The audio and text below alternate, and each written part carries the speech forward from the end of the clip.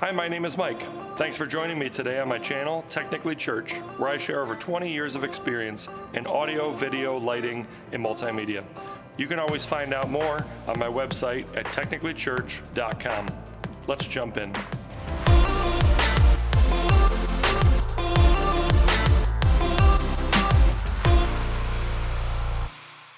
Today we're going to talk about how to set up vocal reverb on the Behringer WING. So just for reference here, I am on a Behringer WING full-size console, and I'm currently running firmware version 3.0.5. This has worked, to my knowledge, the same way on all firmwares, but I just wanted to mention that for knowledge there.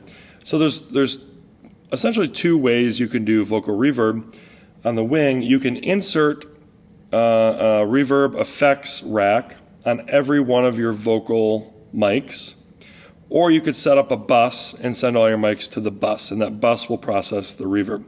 So let's run through the first way real quick.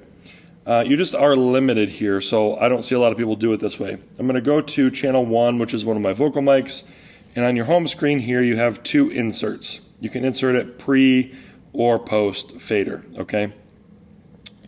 So let's just throw it here. And so, for instance, I already do have a vocal reverb set up, but I'm using it somewhere else. So you can see that my first effects rack, when I go to insert an effects processor, I have a verb here. So I'll say, oh, I want to use that. And you click it and it says it's already in use. So you can only use an effects rack one time on one channel, on one bus. You can't use it on multiple. So as you can see here, you get 16 effects racks. So you would have to use one of those per every channel that you want to put reverb on. And you're also going to use these effects racks for other things.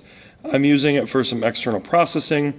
I'm using it for instrument reverb. I'm using it to add a little bit of reverb to my live stream. So all that's an individual effects rack. I'm using it for a graphic EQ for my mains. So you can see how you can quickly run out of these. I digress there, and you're going to pick a free effects rack, okay?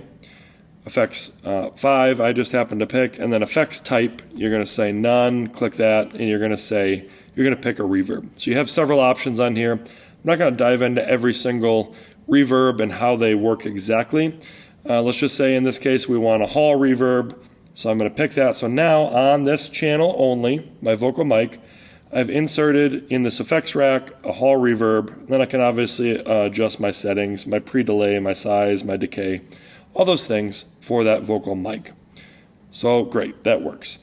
But again, if you're going to run out of effects racks and you don't want to do it that way, here's the second way, which I would actually recommend that you set it up this way. Okay, so we're going to set up a bus. So I'm going to find an open bus, which in this case is bus 12. I'm going to select that. Before I do that, I'm going to go get rid of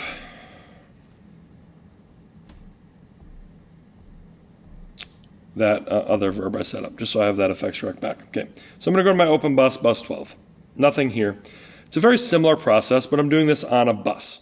So I'm going to go to the bus, and I'm going to do an insert, and I'm going to go to the effects processor, again picking an open one, same thing, picking hall reverb this time, same thing. So now this bus, bus 12, is my vocal reverb, okay? But it's not doing anything. So the first thing I want to do is I want to send that bus to the mains, so that you can hear it. So I'm going to go to my mains. I'm using main 1, for front of house PA. So I'm going to turn on main 1. So bus 12, which is a vocal reverb, is now being sent to the mains. And so now when I use my fader for that bus, it's essentially my master volume for my reverb, whatever I send to it. So we're going to turn that on, turn it up. So now I have some vocal reverb on bus 12 that I can send out to the mains. Now I have to send stuff into it. So now what I'm going to do is I'm going to do a sends on fader of bus 12. And I'm going to go to all my vocal mics. In my case I have 3. One of my other setups I have 6. So I'm going to unmute those 3 and turn them all up to unity. In my case, I want to add an equal amount of reverb to all of my vocal mics. You don't have to do it that way. That's what I'm doing. So I'm sending all 3 of those mics into bus 12, which is going to process them all together, right? So you're going to get all 3 mics now in bus 12.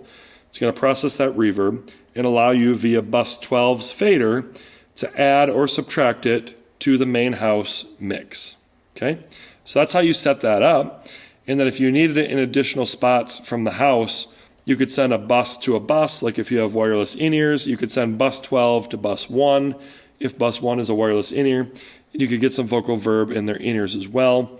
You could patch bus 12 into a P16 and have a reverb channel on the P16s in addition to your vocal channels. You can do all sorts of fun stuff there. These are the basics on how to set up reverb on the Behringer WING, in this case on the full size, but it would work similarly on the others as well. Thanks for joining me today. Again, my name is Mike. You can always find out more on my website, technicallychurch.com, or on my YouTube channel, Technically Church. Look forward to seeing you soon.